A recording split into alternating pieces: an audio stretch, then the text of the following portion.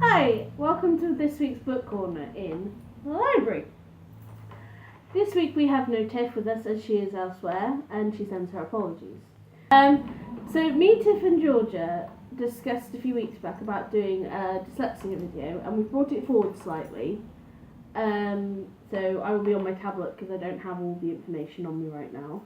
And we're going to talk about reading as a dyslexic this week.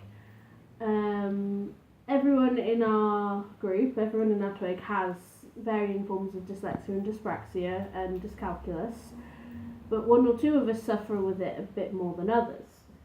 And I find it very hard to find books that they can sit and read. We're not saying that they can't read books at all, they just need different print or different font to be able to enjoy it as much as others. Most of the time they tend to go for large print books, which are hard to find. Not a lot of places sell them, not all libraries do them, and it just takes a long time. And I can speak for myself, if you're having to take a long time to read a book, you lose interest and give up. Recently, me and Georgia were in the library, having the same said issue, weren't we? And a very lovely library assistant pointed us to something called Barrington Stoke reading. I will put a link to their website in the doobly-doo, but our local library happens to do how many books at the moment? 40? No, sorry, 71. And that's just our library alone. And Georgia is going to talk to us about the books she's been reading. She's only just started reading them, and she's going to attempt to read all 71, aren't you? Yes. That's a bit of a million challenge. So which one have you read so far? The Young Wealth. What I'll do is I'll read the back of it. When Matt and his best friend, Lisa, encounter a strange beast in a dark alley, Matt's life changed forever. As the moon rises, Matt looks in the mirror and sees flashing yellow eyes and a lot of hair. His voice is now a growl and his breath stinks.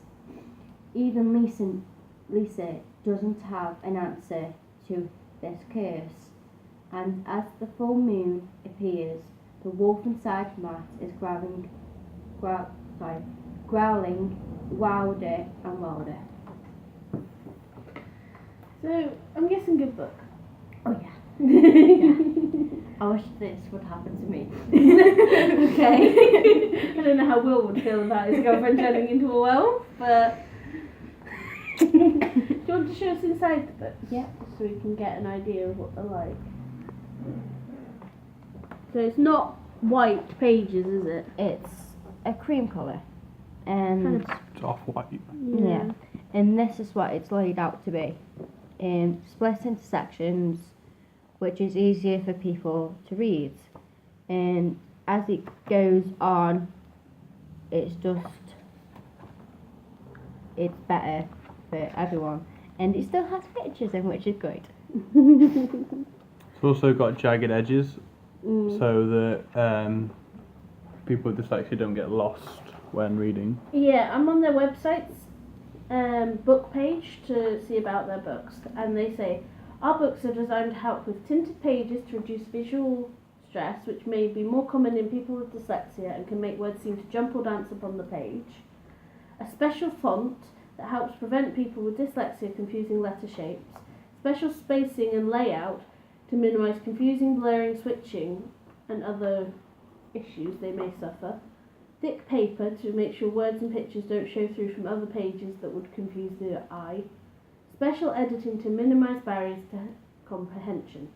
This process was developed by dyslexia and speech and language experts in response to research and feedback from thousands of readers on hundreds of Barrington Stoke manuscripts over the years. People who struggle with reading can experience low self-esteem and even depression as a result. And we believe that no child or adult should have to read books written for children many years younger than themselves. We pitch our stories at the real age of the reader, not their reading ability. If you or your child or anyone you know is affected by dyslexia, it is vital you seek assessment and specialist support, which we completely agree with. There is a lovely charity that we've been speaking to, haven't you? Yeah. Called the Dyslexia Association, and they're really, really helpful. I don't know about you, Will, but I think more people should be made aware of this charity because it's definitely. really good. Just an idea, the like children to teens, they do 6 to 12 years old. Even the adult books are designed the exact same as this, aren't they? Yeah. Yeah, they all come with a special sticker on the front, so you know, and on the. So yeah, what's the other one you picked to read? Waterman. I haven't read this one yet, but I'll read the back. It would have been a lot better if I'd broken a leg playing football. It would have been better still if I'd been ill and had to go off to hospital. But I didn't break a leg and I didn't go to hospital. I got a lousy ward instead. So, by the back... Sounds funny. Yes, it does sound funny. So, what books are you hoping to read next after, obviously, Walkman? The one that I have selected is The Haunting of My Uncle. Sounds interesting. Yes, I can't wait to read that. And if we can't find that one, Hide and Seek. Cool. And you're going to tick them off as you read each one. So, we'll have to come up with some kind of like reward for completing 71 books. I think I'll be proud of myself if I did 10. The speed you went through this one, I think that we'd need to think of something soon. So yeah, I think these books are great, and they also offer on their website where you can get tints if you want to read other books that aren't on their list, and how to decide which tint is the right one for you. Because obviously there's multiple colours, it's not just buff colours, there's red, blue, green. Don't know if you can see on the camera, but they do multiple colours. So if you buy their books, you can actually order them in any of those colours. Yeah. I think they're a really great series. Oh yeah. And I'm pretty sure the minute Georgia has finished her second book, she's going to be pestering us to go back to the library. So I look forward to being able to do some reviews of these books. Oh yes. Yeah. So, do you want to say anything about what you thought of Young Werewolf, seeing as you've read that one? Yeah. At first I thought, oh no, what I've got myself into. But as soon as I got reading, he was playing with his friends, his best friend Lisa, and they went to walk through a dark alley and they saw basically a beast. But they thought it was a large dog or a large werewolf. But her friend was like, there's no such thing as werewolves. And he went up and the werewolf bit him. And he decided to change every day on the full moon as a werewolf. And his mum and dad went up to see how he was. And he started growling and his mum thought he had a really bad cold.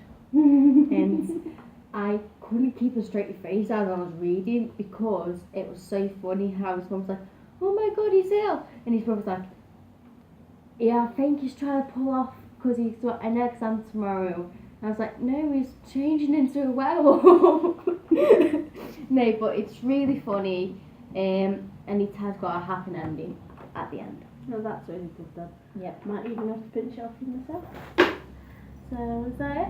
Yeah, that's everything. Anything else you want to add, Will? Okay, so thank you for watching. And I'll see you later. Bye. Bye.